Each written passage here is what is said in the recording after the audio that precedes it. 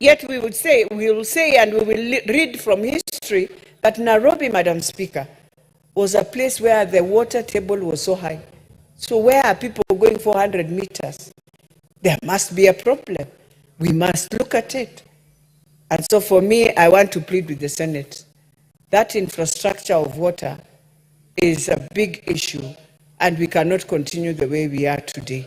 We cannot look at the services of water on one side and forgetting you need the infrastructure for that service to work. So, Madam Speaker, with those few remarks, I beg to support. Thank you very much, Member for Dagoretti North. The Honorable Osoro. Thank you very much, Honorable Speaker. Honorable Speaker, I also wish to join the members that have spoken before me in congratulating this mediation committee for the very good work they've done in regard to this motion and this amendment bill, the water amendment bill, Honorable Speaker. Honorable Speaker, it will be important for members to know that the particular sections that have really been reviewed and the proposals that were made from the Senate are very pertinent to water management in different regions, Honorable Speaker. Section 72, for example, Honorable Speaker, on the Water Act, that is this very Water Act, as it were, it empowered the regulatory body to publish regulatory standards without the approval of the Cabinet Secretary. And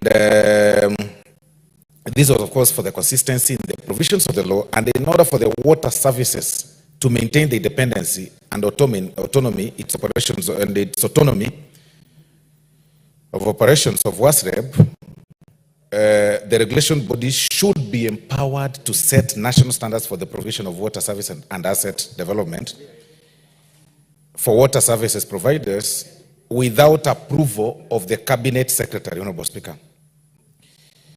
Of course, you'll notice that, however, there were Section 2 and 22 of the Statutory Instrument Act guidelines as statutory instruments, and consequently, there is a requirement for their publication in the Gazette. This observation, Honorable Speaker, is very important as enshrined in Clause 5 by the committee.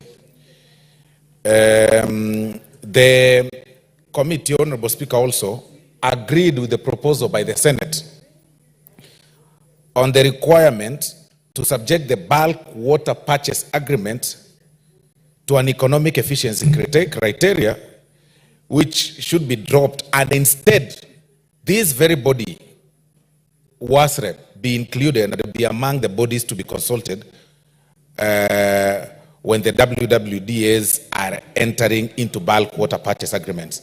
Honorable Speaker, this was a very good proposal by the Senate. Very, very good proposal by the Senate, which, of course, the committee observed with, of course, another proposal to seek for a deletion that had included that provided that a national public water work shall not be transferable to county government. So this had to be dropped to allow for non-transferability of national public works, Honorable Speaker. Very, very good proposals.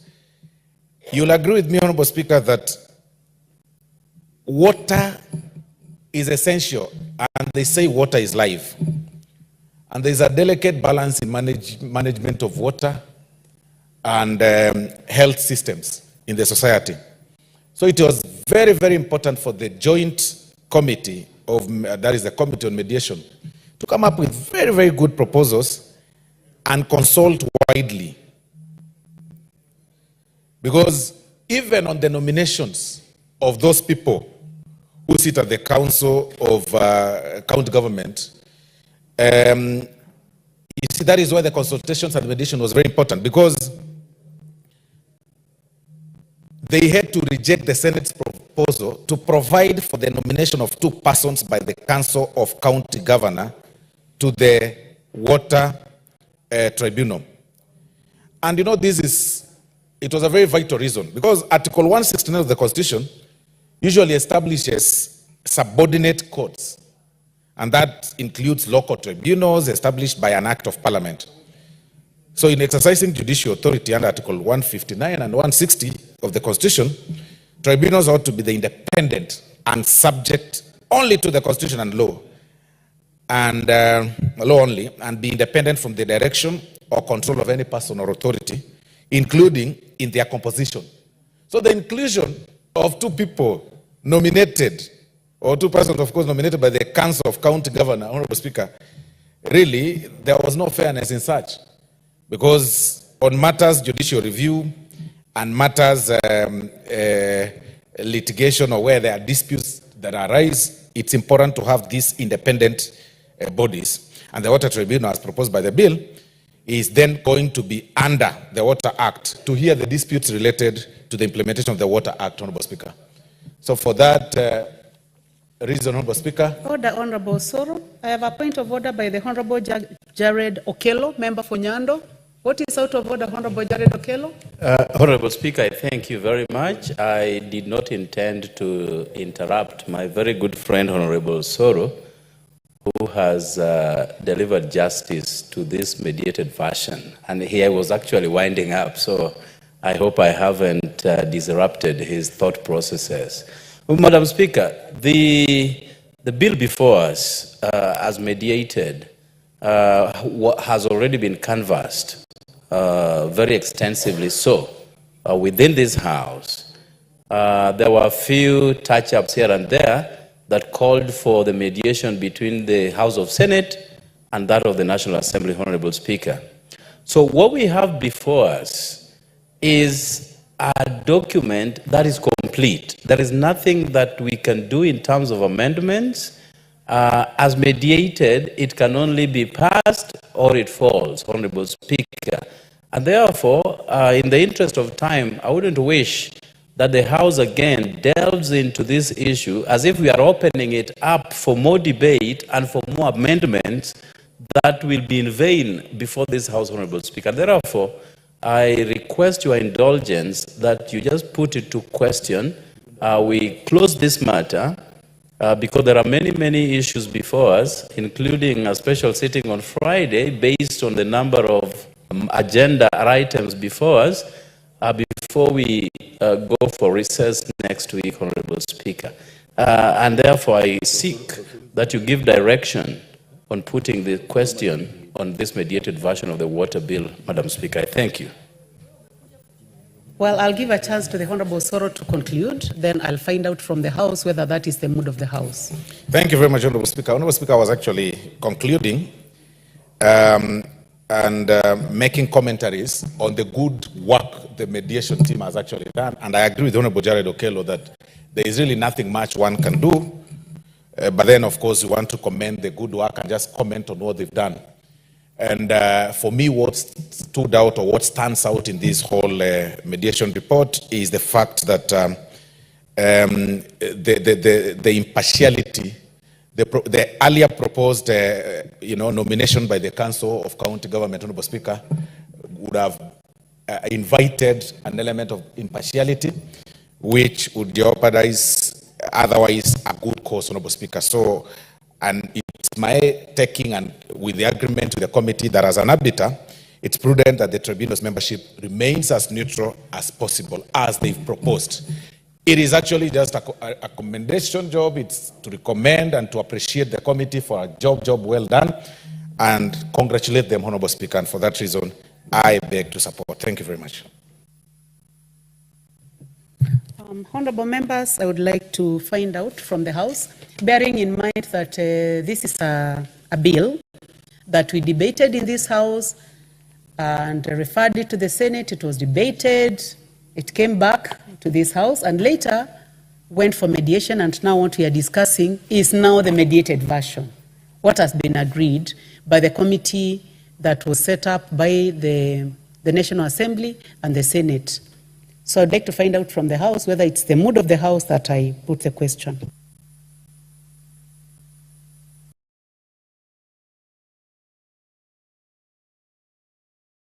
I'd like to find out from the House whether the mover can be called to reply. So will as many as of that opinion say aye? Will as many as are of the contrary opinion say nay? The ayes have it. Mover.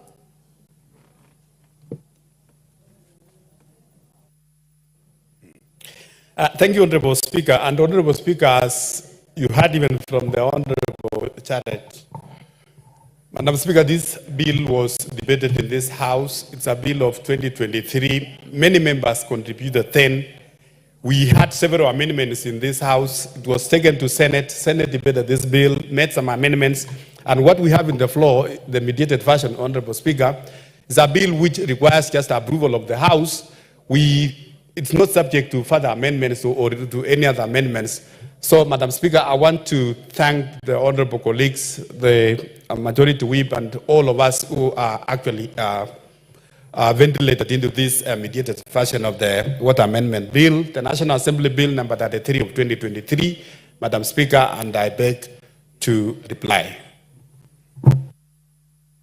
Thank you very much. Honorable members, we will not put the question at this moment. It's going to be put in another sitting as scheduled by the House Business Committee. Next order. Order number 12, motion, inquiry into irregular and illegal grant of tax exemptions to a company under the Special Operating Framework Agreement.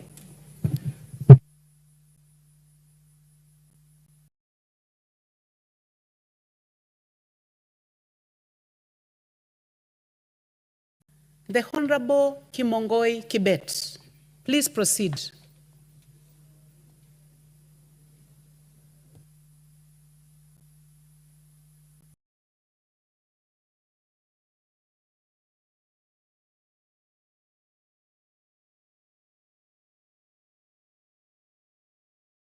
Are you a member of the Committee on Delegated Legislation? Yes, Madam Speaker. You are? Okay. You can proceed. Thank you, Madam Speaker. I wish to present this report on the inquiry into irregular and illegal grant of tax exemptions to a company under the Special Operating Framework Agreement. Madam Speaker, I'll give you the summary of the report and findings of the committee as follows. This report presents the findings of the Committee on Delegated Legislation's inquiry into the alleged irregular and illegal tax exemptions granted to Blue Nile Rolling Mills Limited under a purported Special Operating Framework Agreement. The inquiry was initiated following... Okay, order, Honorable Onchoke. Please start by moving the motion as it is in the order paper. Then you can now proceed and tell us what you're telling us now. Thank you, Madam Speaker. I would like him to be assisted with the order paper. All right. I move the motion that this House adopts the report on the Committee on Delegated Legislation on the inquiry into irregular and illegal grant of tax exemptions to a company under the Special Operating Framework Agreement laid on the table of the House Thursday, 26 September 2024.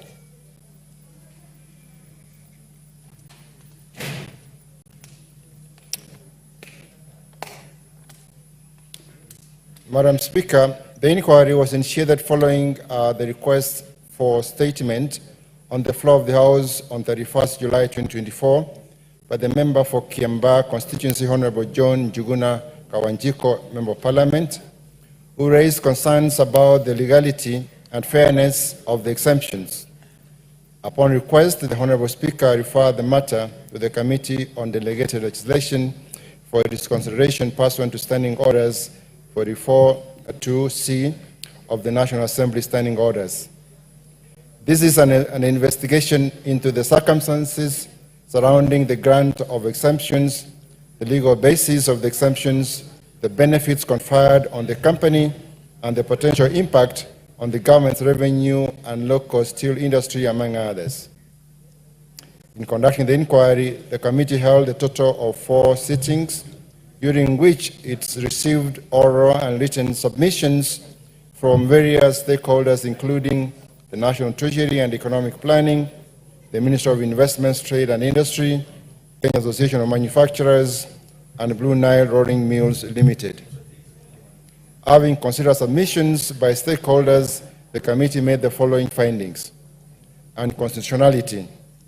That the Special Operating Framework Agreement dated 18th December 2019 contravened A, Article 35 on access to information in regard to Article 7 of this agreement, which is confidentiality clause. B, Article 201A on principles of public finance, on openness, accountability, including public participation. C, Article 95, 4C of the Constitution with regard to oversight role of National Assembly over national revenue and its expenditure. D, Article 210(2) of the Constitution on maintenance of public records of tax waiver and report of waiver to the Auditor General. And E, Article 10(2)C and Article 118 of the Constitution, which requires good governance, integrity, transparency, and accountability. Non-conformity with relevant statutes, that the agreement failed to conform with the relevant statutes, including A, Section 13 of the Income Tax Act, Cap 470 of the laws of Kenya, which allows the Cabinet Secretary to exempt any income or class of income which accrued in or derived from Kenya from taxation. One, by publishing a Gazette notice to that effect in accordance with the subsection 2, and 2, by submitting the notice to be laid before the National Assembly without unreasonable delay in accordance with subsection 3. Which requirements the committee observed were not followed, since the Cabinet Secretary for the National Treasury neither published the notice in the Gazette nor submitted for laying in and approval by the National Assembly. 2. Section 68 of the Value Added Tax Act, Cap 476 of the laws of Kenya, except all special operating framework arrangements entered into with the government, which were in existence at the commencement of the Act in the year 2022. In this arrangement, the arrangement was signed between 16th and 30th January 2020, falls within the timelines of the arrangements served under the Value Added Tax Act. Consequently, the committee, having found that the purported Special Operating Framework Agreement arrangement between Blue Nile Rolling Mill Limited and the government was unprocedural and unlawful, the committee is of the opinion that Blue Nile Rolling Mill Limited ought not to benefit from the said saving. C, the provision of the Law of Contract Act, Cap 23 of the laws of Kenya in relation to the signature and affixing of common seal. To the extent that the agreement contained 3 signatures appended by parties, but on different dates at different places, implying that not all the parties were present at the signing, contrary to the principles of the law of contract. The agreement was void to the extent that it lacked the affixing of the common seal of one of the parties. D, Miscellaneous Fees and Levies Act, Cap 469C of the laws of Kenya, to the extent that Article 5 of the agreement seeks exemption from import declaration fees and railway development levy. However, the same has not been exempted under the Miscellaneous Fees and Levies Act. C, Tax Procedures Act, Cap 469B of the laws of Kenya, to the extent that the committee considered the failure by Blue Nile Rolling Mill Limited to remit the attendant taxes amount amounted to tax avoidance, which is defined in Section 3 of the Act as a transaction or scheme designed to avoid liability to pay tax under any law. From the submission by the National Treasury, the committee observed that due to the tax avoidance, the government lost revenue in terms of unpaid tax amounting to Kenya shillings 2,311,775,548 as of July 2024. F. Competition Act, Cap 305 of the laws of Kenya, contemplates fair trade practices. Section 221(3)(f) prohibits any agreement, decision, or concerted practice which applies dissimilar conditions to equivalent transactions with other parties, thereby placing them at a competitive disadvantage, which was the case in this circumstance. The committee observed that this agreement was discriminative and created unfair level ground for other industry players, contrary to Article 24C of the Constitution and non-discrimination on any grounds. G. The Statutory Instruments Act, Cap. A of the laws of Kenya, to the extent that 1. Circular number 9/218, ref number ZZ/TS/GP/30 dated 18 October 2018, issuing guidelines for grant of tax exemptions, which was relied upon in granting the SOFA in a statutory instrument within the meaning of Section 3 of the Statutory Instruments Act. In and after the Act, the committee observed that although the above-mentioned guidelines is a statutory instrument, the same was not laid before the National Assembly in line with Section 11(1) of the Statutory Instruments Act for scrutiny and approval. Consequently, the circular ceased to have effect upon the expiry of the 7 days from the date of issuance as provided for under Section 11(4) of the Act. 2. The SOFA agreement was a statutory instrument which ought to have been submitted to the National Assembly for tabling and consideration as required under the Statutory Instruments Act.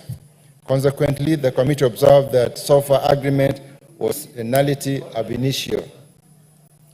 Non-compliance with the principles of a standard contract agreement, that the agreement did not comply with the general principles of a standard contract or agreement in respect to the signatures appended and the dates reflected therein. The committee further observed that the exemption under East African Community Duty Remission Scheme was granted despite lack of demonstration of any application for the same, which is a clear indication that the exemption was unprocedurally and unlawfully granted. Having conducted the inquiry, the committee recommends that this House adopts the report on its inquiry into irregular and illegal grant of tax exemptions to a company under the Special Operating Framework Agreement, with the following recommendations. That is, the House resolves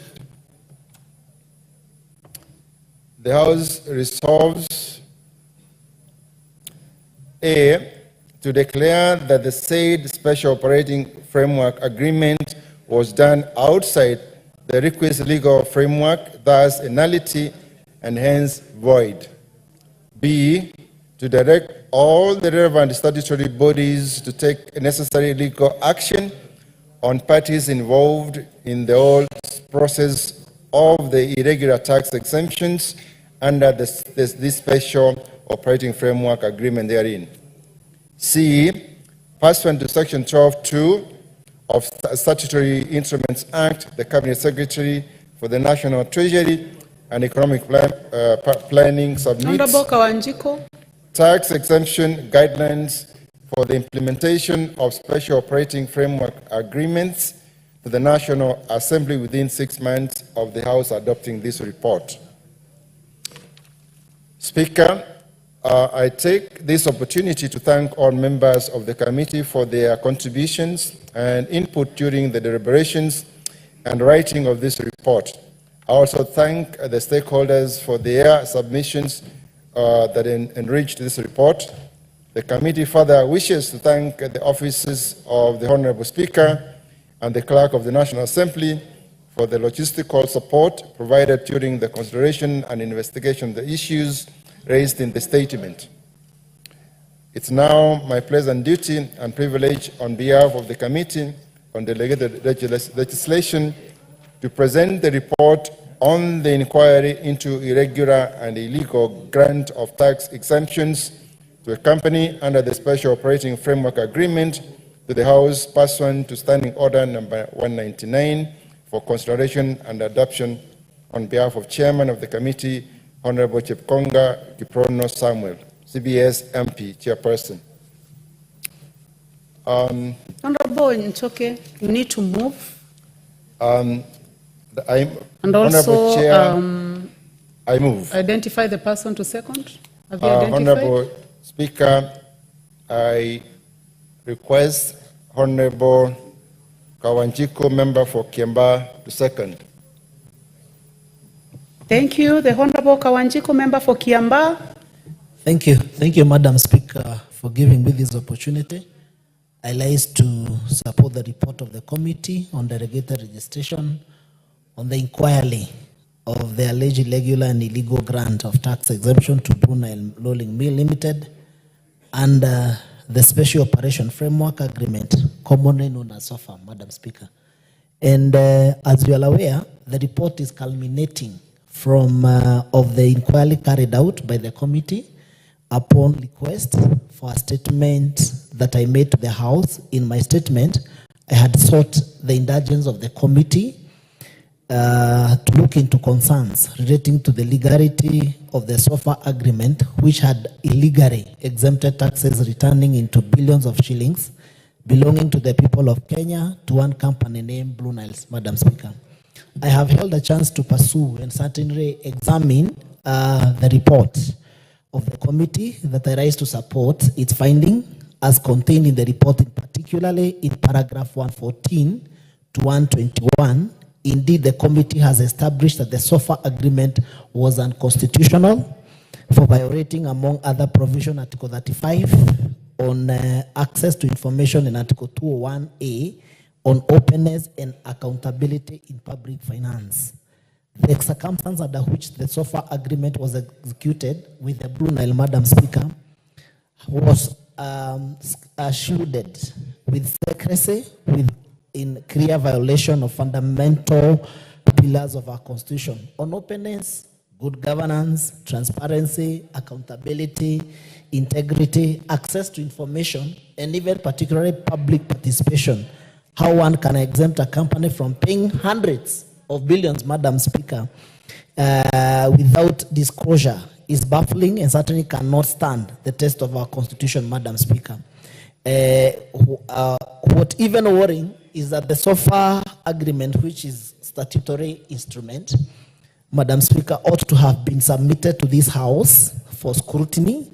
That's number one, Madam Speaker, for scrutiny, and a manner provided for the Statutory Instruments Act, Madam Speaker. This was never done, and the SOFA agreement is certainly illegal, null and void for being contrary to the provision of the statute, that this House was bypassed to grant tax exemption in billions to a private company in complete disregard of our oversight law, cannot also stand to the test of Constitution, and I agree with the recommendations of the committee, Madam Speaker.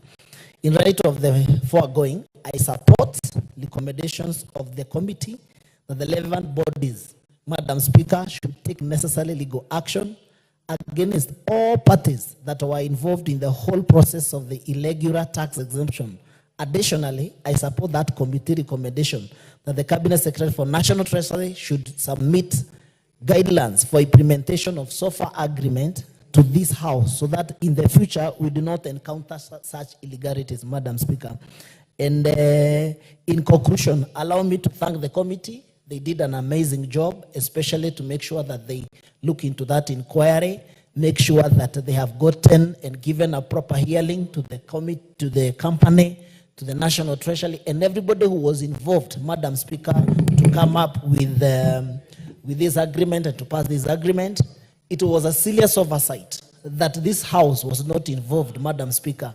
Even public participation, whereby you are exempting billions of money from the taxpayers. You know, you are denying Kenyans an opportunity of earning this money from the taxpayers, and you give to one individual without even consulting the people's representative, which is this House, Madam Speaker. And I therefore congratulate the committee. That finding should be put into consideration. And even the Minister for Treasury, they should provide guidelines on how exemptions should be carried out later in the future in case we find ourselves as a country in a similar position, Madam Speaker. And it cannot be around. It is not that people decide to go and do things that are affecting our country without involving this House and the independence of this House. The independence of this House is that Madam Speaker must be involved in making laws and passing such serious laws that have serious ramification is when it comes to whatever is affecting our people and whatever is affecting the public, Madam Speaker. Therefore, the committee recommendation is critical, and I support and I rise to support the committee recommendation, Madam Speaker. I support. Honorable Kawanjiko, you second. Sorry, I second, Madam Speaker. Thank you, Member for Kiambaa. Honorable members, I now propose the question that this House adopts the report of the Departmental Committee on Delegated Legislation on the inquiry into irregular and illegal grant of tax exemptions to a company under the Special Operating Framework Agreement laid on the table of this House on Thursday, 26th of September 2024.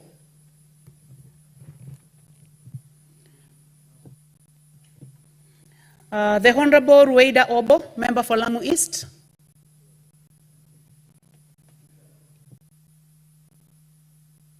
And Honorable, those who are interested in debating on this matter to go to the intervention button. The Honorable Beatrice Elachi, member for Dagoretti North. Thank you, Madam Speaker. Madam Speaker, since morning, I have been seated waiting for this report.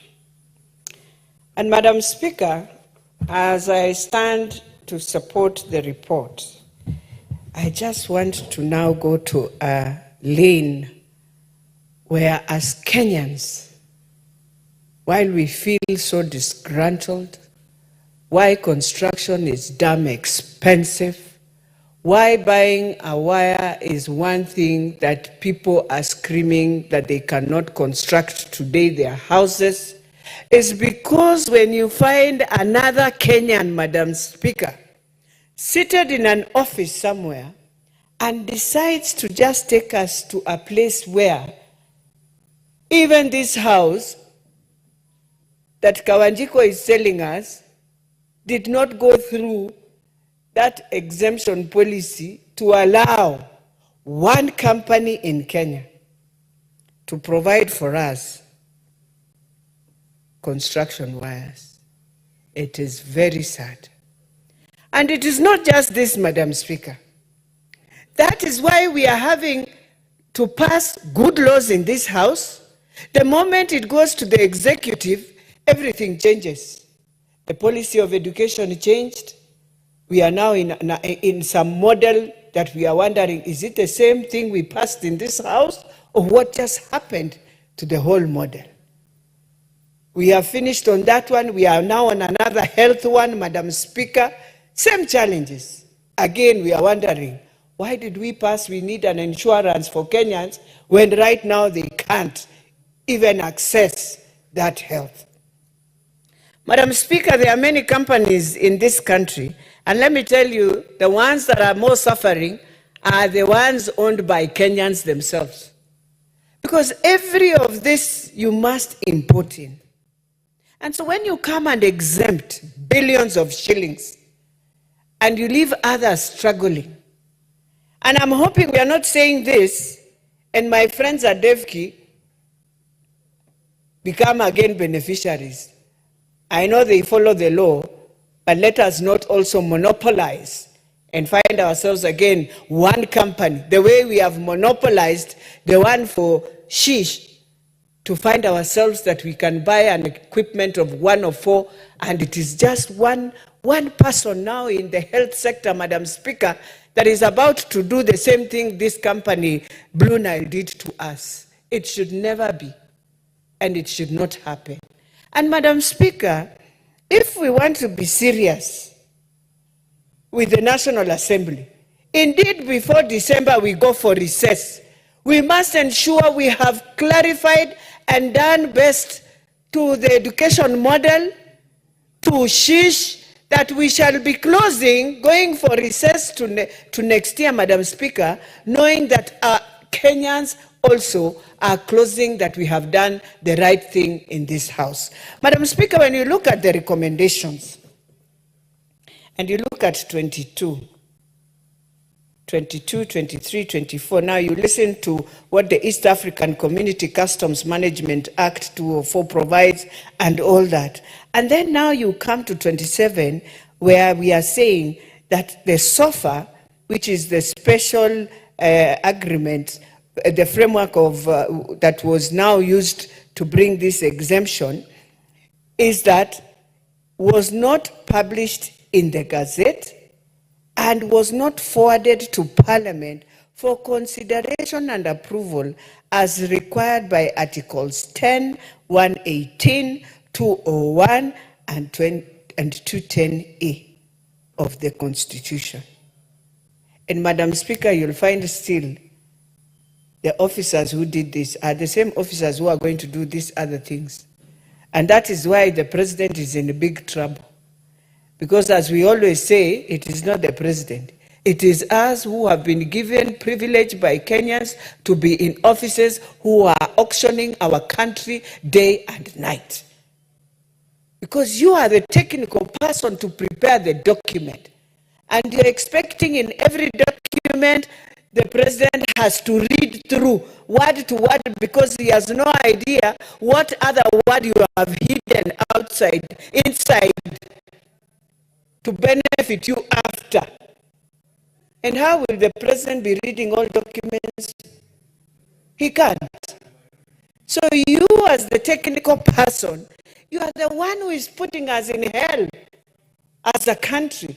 And then all of us will start screaming, Madam Speaker, the way we are screaming on issues of the PPP.